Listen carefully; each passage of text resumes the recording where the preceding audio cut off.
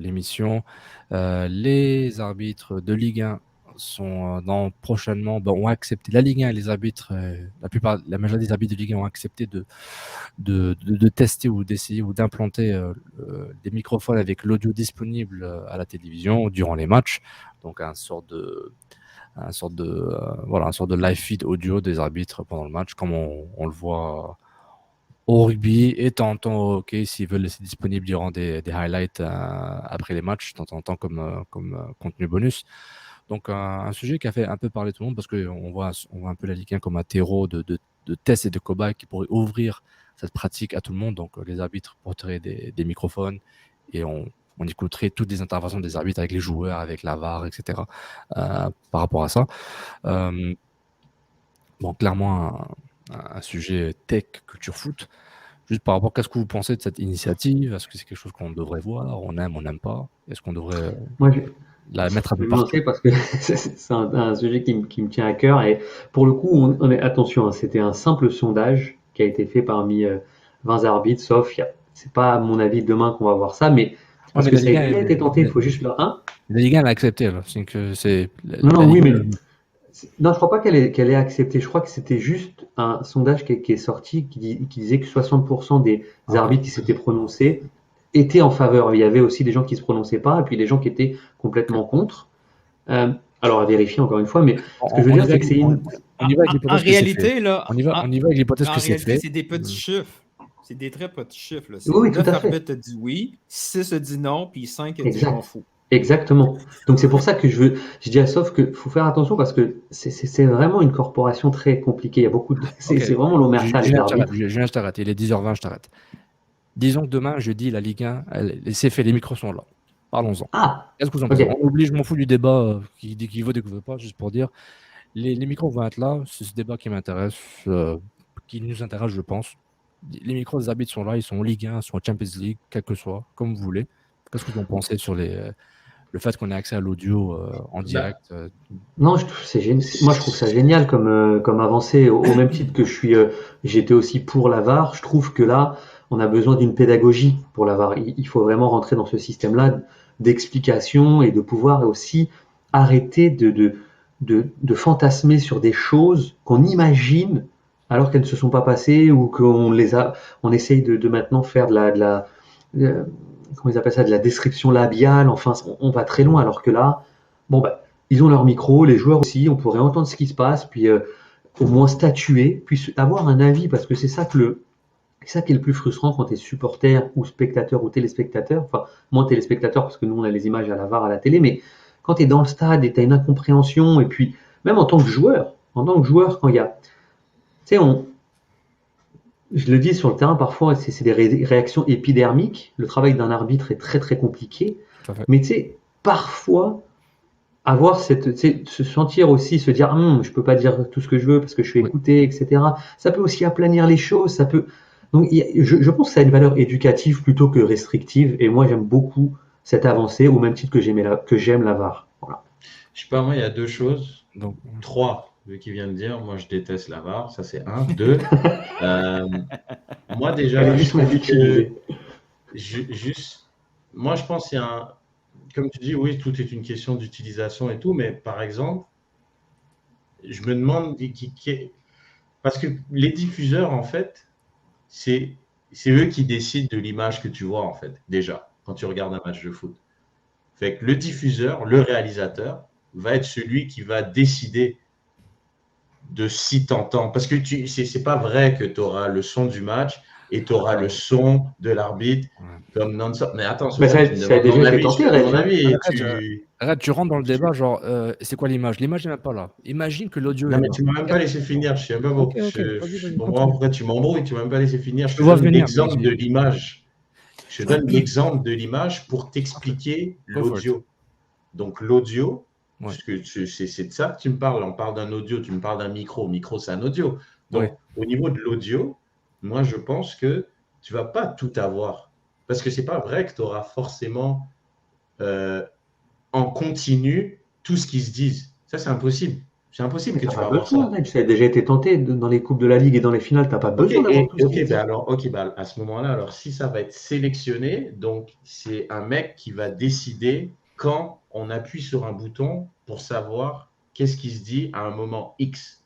Forcément. Donc tu n'auras pas Mais toujours ce que tu veux. Tu vois ce que je veux dire? oui, mais c'est en fait l'idée, Reg, c'est juste que dans les moments de tension où il y a un joueur qui comprendrait pas la décision, qui viendrait de façon un petit peu tu sais, hâtive ou des choses comme ça devant l'arbitre, que ça puisse et que l'arbitre puisse aussi Et bien expliquer certaines. à ce moment-là, tu vois, on va prendre l'exemple, genre, justement, il parlait de l'exemple de Lyon contre PSG, le penalty Neymar ou je sais pas trop. Oui, Donc par rapport à ça, s'il y a il y a des micros, qu'est-ce que tu penses que genre Monsieur Turpin il a dit, il aurait dit ou il a dit à ce moment-là? Il a dit, bah je ne écoute, sais pas. Moi, je le fantasme pas, je ne sais pas.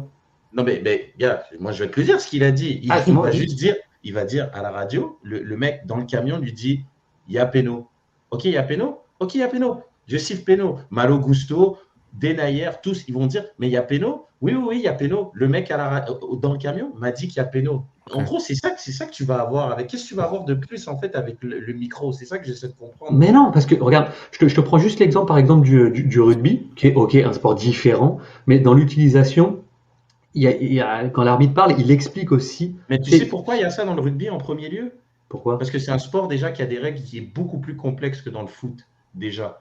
Ouais, mais Alors que ça, le foot, pourquoi le foot c'est populaire? C'est parce que c'est un sport simple avec des règles simples. Et là, il y a des gens riches qui essaient de le rendre compliqué avec des règles de merde, mais en soi, c'est un sport simple avec des règles simples. C'est pour ça que le foot, c'est simple et que tout le monde kiffe ça. Non, mais c'est vrai. Là, le rugby, moi perso, je suis un mec au rugby, je comprends rien. Je comprends rien. Donc là, c'est cool d'avoir un mec qui explique des règles parce que je comprends rien. Mais dans le foot, tu n'as pas besoin de quelqu'un qui t'explique des règles. Tu vois ce que je veux dire? C'est pour ça Ouais, qu'il y a mais des ouais, mais déjà non, au parce que foot, il y a mais tu beaucoup de prends le personnes problème qui pensent comprendre différemment. les règles. Puis ça serait bien, des fois, juste Ça avoir serait chiant. Non, mais l'explication de la règle. Reg, tu prends le problème dans le mauvais sens. En gros, là, Ah, moi, je l'idée, ne prends c'est. pas de problème, je t'explique juste quelle va être l'utilisation. Mais Et non, moi, mais je parce trouve qu'il qu'au n'y a final, aucune il y a un adrénaline. règlement. C'est juste ça que je dis, moi. Non, mais il y a un règlement qui est simple, mais après, il y a une interprétation qui est propre à chacun.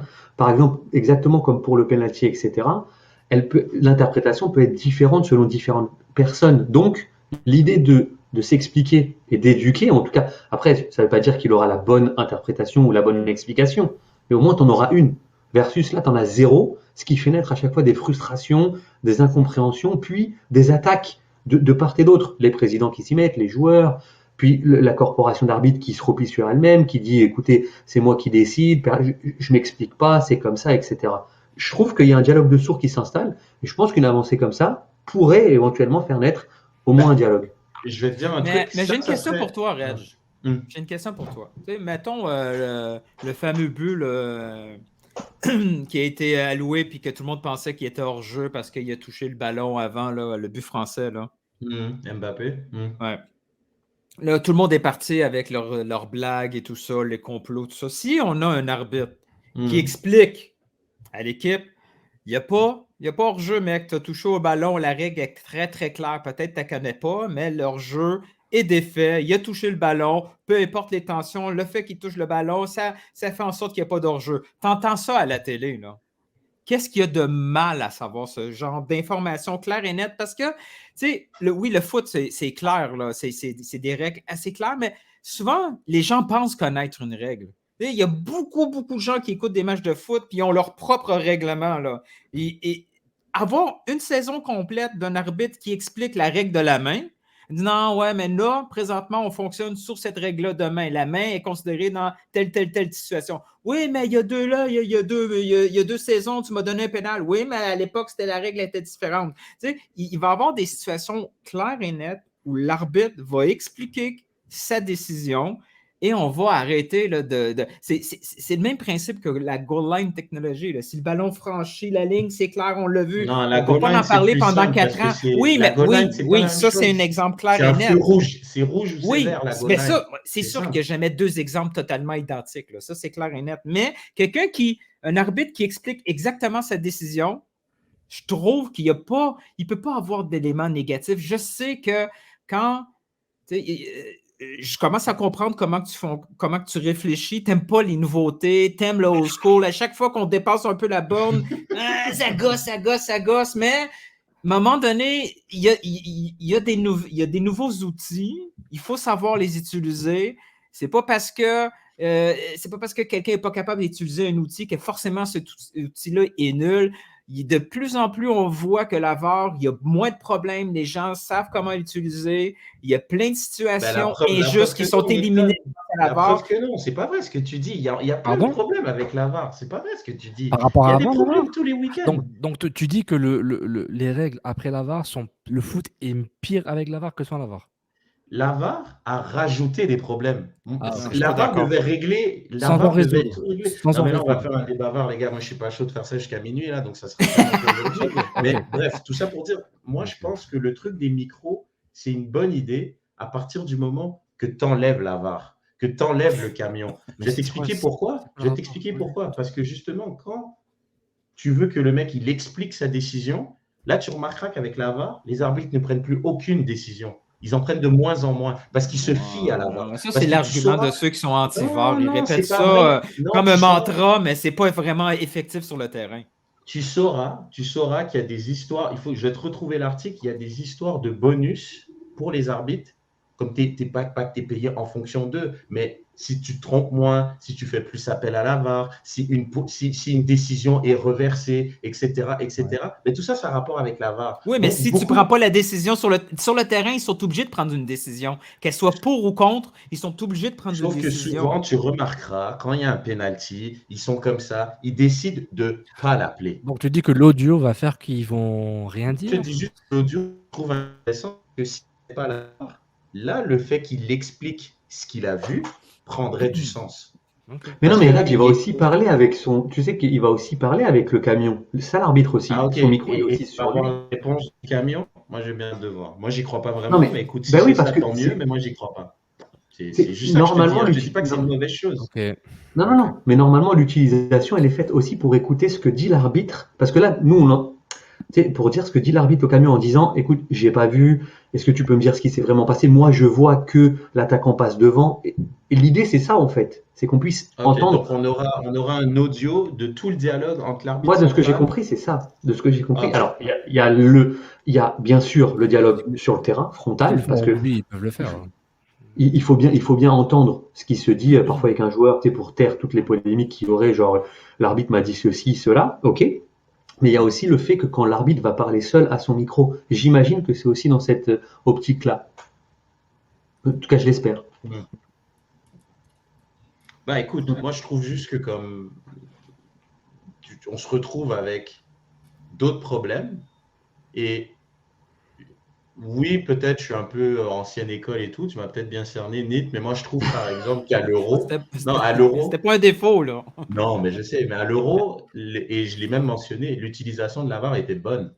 Oui, mais et c'est pour ça que, tu vois, à l'inverse, justement, parfois, certains pro-VAR, ils font semblant de ne pas comprendre c'est quoi tous les défauts qu'a cet outil. Et il faut savoir l'utiliser. À l'Euro, il y a eu des choses qui ont été très bien faites et qui peut-être devraient maintenant devenir la norme.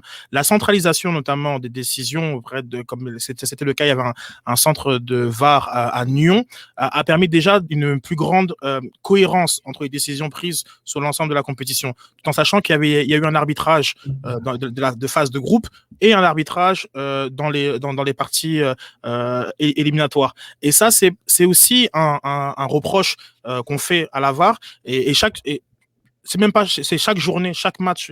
C'est assez hallucinant du côté de la Ligue 1 en ce moment, comment la VAR occupe tous les débats.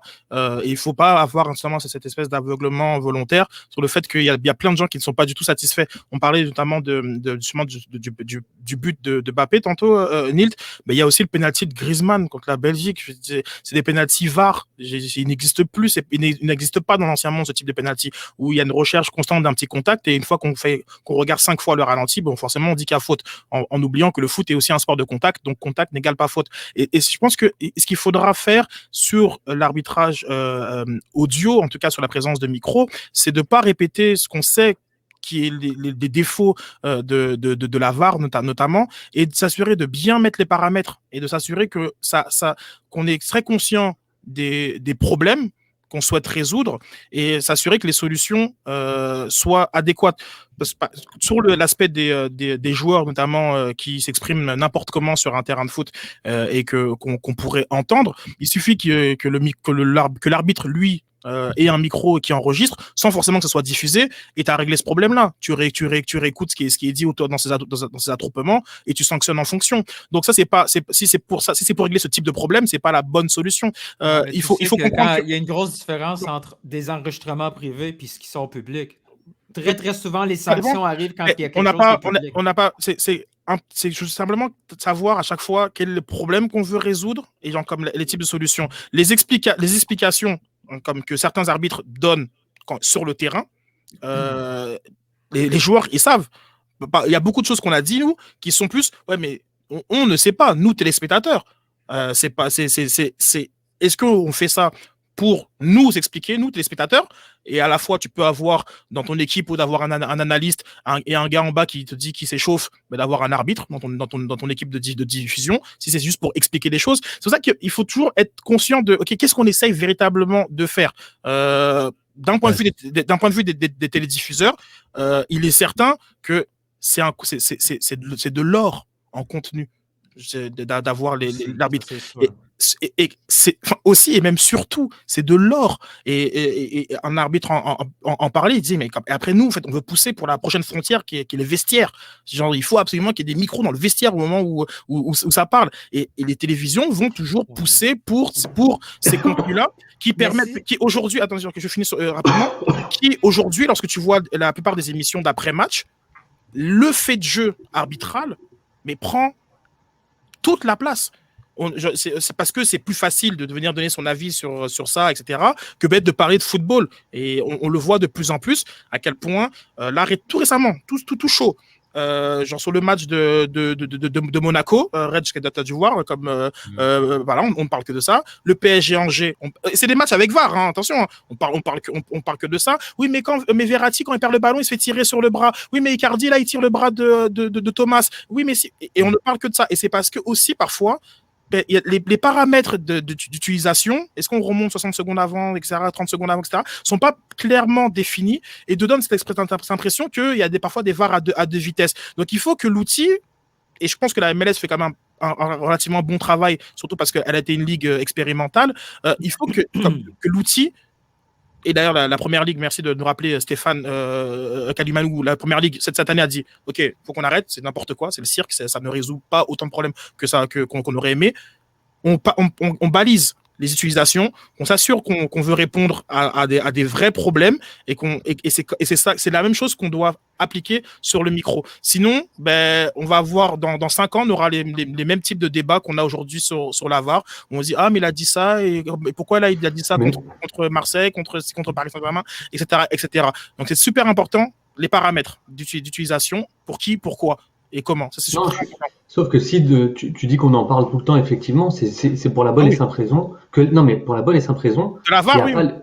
Oui, non, mais tu sais, par exemple, la vraie raison principale pourquoi on en parle tout le week-end, toutes les semaines, etc., c'est qu'on n'a pas en face de nous le corps arbitral qui vient s'expliquer. Et c'est ça qui nous manque, parce que c'est toujours tripartite. Tu as à chaque fois les joueurs, tu as les téléspectateurs, puis tu as l'arbitre qui est essentiel au jeu. Si cette corporation parce que ça, je te le dis parce que c'est connu. Le corps arbitral n'a pas le droit de s'expliquer. C'est Monsieur Garibien, il me semble, qui a donné cette directive. On ne s'explique pas, ni devant les médias. Ça se faisait, hein. En 1993, tu peux encore reprendre des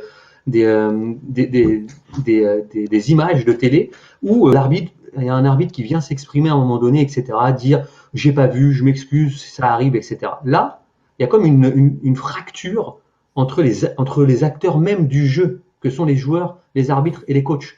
Et c'est là où, après, le fantasme prend le dessus pour moi, c'est que si, en face de toi, tu n'as pas la personne qui te dit pourquoi elle a fait ça, tu peux imaginer plein de choses. On peut se dire que oui, le PSG est à chaque fois avantagé, les joueurs d'Angers vont à chaque fois crier au scandale, etc. En plus, quand c'est au PSG, tu as beaucoup plus de visibilité. Donc, quand tu cries une fois contre le PSG, finalement, tu as ta résonance pour la saison qui arrive en te disant Angers a été un petit peu lésé par l'arbitrage. On sait pourquoi. Maintenant, on sait pourquoi on crie.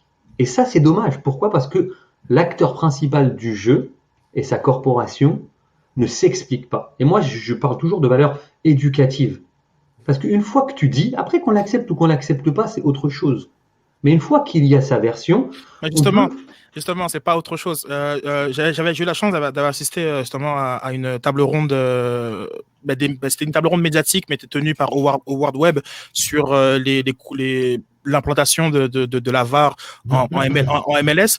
Et c'était fascinant. Il parlait justement de certaines images. Il disait que sur certaines images, ils allaient interroger des joueurs, des coachs et des arbitres. Ça va de là, il y a rien, ça devrait être un rouge. Et que celui qui t'expliquera pourquoi il y a rien versus celui qui t'expliquera pourquoi il y a un rouge, il y aura un argumentaire et ça va créer d'autres discussions. Il y aura pas une fin de frustration et de discussion parce qu'il y a une explication. Et c'est pour ça que faudra pas penser que un peu comme on a un peu naïvement parfois pensé avec la VAR que ça va entre guillemets tout régler. Ça pose juste des cadres, comme tu as dit, ça pose des cadres. S'il n'y a pas ces cadres-là avant l'implantation, en tout cas selon moi, je pense que ça peut créer plus de frustration qu'autre chose, parce que à partir du moment où un arbitre qui va te dire j'estime qu'il y a faute, et voilà, il justifie. Comme j'estime, selon ce que j'ai vu, que là la charge est suffisante pour que je siffle une faute, il serait quand même naïf dans le monde du football de croire que après ça, point final, et puis personne ne dit rien. Je suis d'accord avec toi, Sid, parce que cette phrase-là versus monsieur, taisez-vous, il y a penalty, c'est complètement différent dans l'approche. Ou reculez, je fais ce que je veux, c'est moi qui siffle. C'est comme ça qu'ils parlent, les arbitres? En tout cas, moi, à tout niveau, Sid, j'ai connu. Alors peut-être que les joueurs aussi, on a notre part de responsabilité, mais il y a aussi des arbitres zélés qui ne veulent pas parler. Il y a aussi des arbitres qui te disent, c'est moi qui décide, c'est comme ça. Donc c'est compliqué. Ouais, mais de ne pas aller voir la VAR, c'est la même chose. Ne pas aller voir la VAR sur une action revient à la même chose de « Ah monsieur, je ne parle pas avec vous ». C'est la même chose.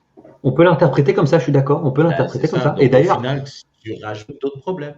C'est ça qu'on dit. Mais en tout cas, je ne pense pas que le débat était sur la VAR anyways. Non, du tout. Mais justement, par rapport à ça, c'est aussi... Je pense que au niveau de la manière de se comporter d'un arbitre, tu n'as pas besoin qu'il y ait un micro ouvert au niveau des télévisions pour régler ce souci-là, Julien, sur le comportement de l'arbitre et la manière dont il s'exprime. C'est là où il faut faire attention à qu'est-ce qu'on veut effectivement régler et les outils qu'on va utiliser pour régler. Tu vois, je ne suis pas tellement d'accord, Sid, parce que quand tu vois, moi, par exemple, les fois où ça a été testé pendant la Coupe de la Ligue, quand je voyais que pendant toute la rencontre, je te prends un Marco Verratti par exemple, à chaque fois que l'arbitre sifflait, venait en courant derrière. Tu sais, à un moment donné, tu dis, il est humain, à un moment donné, il en a eu marre, ça cartonne. Tu comprends pourquoi. Moi, si je dis fuck you, je prends 10 matchs. Non, mais ce que je veux dire, c'est que tu rentres. Alors, c'est peut-être de la psychologie de comptoir, mais c'est ça en même temps. Non, mais je comprends ton point intéressant, mais à partir du moment où, comme tu mets dans tes règles, et je pense que la MLS l'avait renforcé à un moment donné sur les attroupements autour de l'arbitre. Tu peux aussi décider qu'il y a des comportements. D'ailleurs, on parle beaucoup de rugby dans les exemples. La NBA, avec les fautes techniques, avait éradiqué ce type de comportement où il y a une manière de se comporter une fois qu'une faute a été sifflée. Et tout geste d'agressivité envers l'arbitre est sanctionné d'une faute technique. Au début, les gens un peu caractériels, c'était compliqué, puis ça se règle en grosso modo 2 ans. Donc c'est pour ça que, toujours encore une fois, qu'est-ce que tu veux régler, et assure-toi que ce que tu veux régler, tu prends le bon outil et pas quelque chose de fourre-tout en espérant que ça règle le problème. Mais d'un point de vue divertissement, 100%, moi, les micros sur les arbitres, je sais que je vais le consommer, mais pour moi, ça ne réglera pas les problèmes d'arbitrage. Ce sera juste, d'un point de vue des spectateurs, très divertissant. Ça sera un entertainment en plus, quoi. Et c'est 100% pour ça que les télévisions, ils ne posent pas ça pour on veut plus de justice sur un terrain de football, etc. Non, c'est sûr. Comme tu as dit, d'avoir des caméras dans les vestiaires. En même temps, quand les Spurs ils font Hall of Think machin, c'est pas non plus pour dire venez nous voir dans notre intimité. Hein. On a compris pourquoi ils le faisaient. Donc personne n'est naïf, quoi. Malheureusement, je trouve que si. Mais bon. Ça va, Soph? Oui, j'attends. C'est bon, on a fini, c'est bon. Désolé, Soph. Excellent. Éducation, le micro en vrai, est-ce que j'ai dit éducation, explication, j'ai dit le terrain. Bonne question, David. Moi, je non, parlais mais comme il dit d'éducation. ici, ça n'a rien à voir. Ouais, ils veulent rajouter un côté éducatif, mais comme je disais au début, oui, comme dit Nilton, c'est vrai que la règle du hors-jeu à ce niveau-là a changé. Je pense peut-être il y a quelques mois seulement, puis qu'il y avait l'air qu'il y a des gens. Moi, le premier, j'ai dit, gars, il est hors-jeu, c'est bizarre. Puis au final, non, il ne l'était pas, selon une Et règle. d'ailleurs, ils vont la rechanger, la règle. Donc voilà. Mais c'est ça, le foot, c'était cool parce que c'était des règles vraiment simples. Mais là, il y a des trucs plus compliqués. C'était simple comme sport à expliquer à des gens. Non, mais c'est vrai. Mais vous, par exemple, là, durant les matchs de Team Canada, vous avez trouvé ça mieux sans la VAR? T'es obligé de dire oui, Reg. Moi, je suis contre. Fait que moi, j'attendais de voir ce que les autres allaient dire. Donc. Mais en réalité, dans le sens que, à part si. À la base, c'est sauf une erreur manifeste.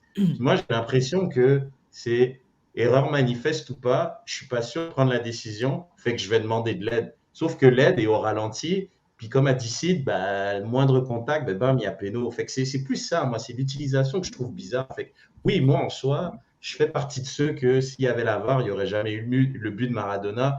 Puis c'est ça la beauté du foot. Oui, c'est sans remonter aussi longtemps. Toi, Nilton, tu as ressenti le manque de VAR quand même durant les matchs de CONCACAF? Je me souviens plus, le premier match, il y avait une situation que j'avais tweetée, mais je n'arrive pas à la retrouver. Que c'était clairement là. Le Mexique, je pense qu'il y avait un truc là. Je sais qu'à un moment donné, Crépeau, il a ceinturé un joueur. Lui, c'est sûr qu'il est pénal. Je pense que s'il y a la VAR. Si l'arbitre revoit la reprise, peu importe la vitesse, Reg, en fast-forward, en image par image, il revoit ce qu'il a fait Crépeau. C'est 1-0, là. C'est clair. Il y a faute, là. Moi, ce qui me gosse, là, c'est de très, très haut niveau. Tu sais, il y a des choses qui... Il y a des injustices sur le terrain. On a quelque chose pour réparer les injustices, mais on fait « Non, je veux pas. » C'est parce que non, c'est pas ça le foot. Je trouve ça tellement enfantin. Il y a une injustice d'autre, le gars touché avec la main, là. C'est clair et net. Oui, mais il l'a pas vu. On s'entend, puis il l'a pas vu. Là. Oui. S'il était placé 2 pas plus à gauche, il l'aurait vu. Tu sais, moi, c'est ça qui me... je trouve ça aberrant. Tu sais, je ne vais pas t'attaquer, Reg, mais je trouve ça aberrant que certaines personnes vont dire non pour corriger des situations. On dit non parce qu'il y a telle affaire. Oui, mais on règle des situations. Il y a des matchs hyper importants. Il y a des faits historiques là, à cause d'un événement non vu qu'on aurait pu régler. Et ça, perso, ça me dérange. Mais ça ne te dérange pas le penalty qu'on accorde à la France face à la Belgique? Oui, je dis pas que l'outil est parfait. J'ai jamais dit que l'outil est parfait. Parce que je trouve... Moi, ça me gosse aussi. Ça dénature aussi le foot. Il y a des façons de le faire, il y a des façons de corriger. Le foot a toujours changé, dénature. Je veux dire, la règle du ballon dans la main, là, ça aussi, on peut dire ça dénature. Pourquoi tout d'un coup, c'est le bras là? Pourquoi tout d'un coup, position naturelle? Qu'est-ce que ça veut dire, position? On fait juste ça, dénaturer le sport dans tous les sports. Mais non, mais là, sur le cas présent d'Antoine Griezmann, c'est que tu as parfois des joueurs qui courent pas forcément même dans le sens du jeu pour aller créer un contact, sachant qu'ils vont obtenir un penalty grâce à la VAR. Ça, ils le faisaient déjà avant, ça. Mais quand je te dis, tu cours pas, tu sais que tu as un outil qui va te backer dans ce type de situation-là. Donc c'est pour ça que quand je te parle de dénaturer le jeu, c'est que tu fais des choses que tu ferais vraiment pas s'il n'y avait pas cet outil-là. Et donc à ce moment-là, est-ce que... Je crois d'ailleurs que c'est marrant, c'est que je pense que la Première Ligue a fait un ajustement par rapport à ça. Mais Sid, tu viens de le dire. Toi, tu as vu la reprise, tu as vu tel joueur aller chercher une faute. C'est clair. Toi, tu l'as vu.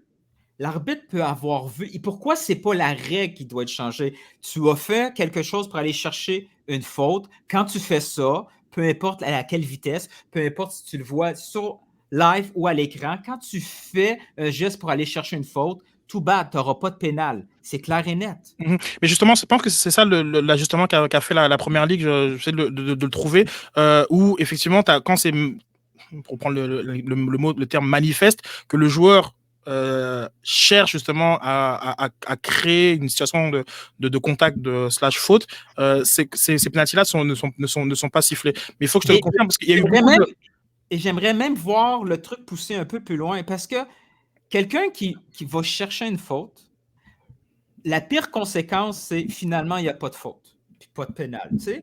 Ou d'une fois de temps en temps, youpi, je gagne un pénal. Moi, je veux une règle où si tu veux trapper l'arbitre et tu veux tricher, mais tu as une conséquence assez négative pour pas que tu triches. Tout à fait. Benoît, à Benoît qui dit comme faker dans la surface, c'est comme là on fake pas l'arbitre qui est central, qui verra même pas le contact. On fake les gens du quart, façon de parler, qui en voyant le contact vont justement influencer l'arbitre qui est censé arbitrer, et donc on a une forme de réarbitrage. Donc c'est là où évidemment, Benoît, je n'ai pas découvert avec Antoine Griezmann il y a un mois qu'on fakeait dans le football, mais c'est pour ça que ces débats sont parfois même difficiles, parce qu'on s'entend pas, on s'écoute pas vraiment, on cherche pas à comprendre ce que dit l'interlocuteur, et c'est là où je crois il faut que justement que la VAR qui est un peu arrivée, c'est bon, comme on pose ça, c'est bon, le football est réglé. Il faut tous ces contre-pouvoirs, ces mécanismes-là, pour qu'elle fasse son travail, et sur les situations dont tu parles, Nils, et qui sont des injustices claires et nettes. Et c'est là que il ne faudra pas faire la même erreur avec les micros sur les arbitres. Gros show. Avec une fin culture foot technologie. Merci encore tout le monde d'avoir été avec nous en direct sur patreon.com Barbecue Info Club. Si vous écoutez quelques jours plus tard et l'actualité n'a pas de sens pour vous, ensemble, que c'est jeudi, vendredi, le week-end, c'est que vous n'êtes pas un membre du Patreon, membre canapé du Patreon. Donc n'oubliez pas, seulement sur patreon.com Barbecue Info Club. Merci beaucoup d'avoir été avec nous. Ça conclut l'émission. Pour ceux qui sont sur Patreon, attendez-vous à du contenu bonus seulement sur Patreon. Et merci beaucoup d'avoir avec nous. Officiellement aussi, Julian Hilton Red, merci beaucoup pour cet excellent show. Puis à la prochaine tout le monde.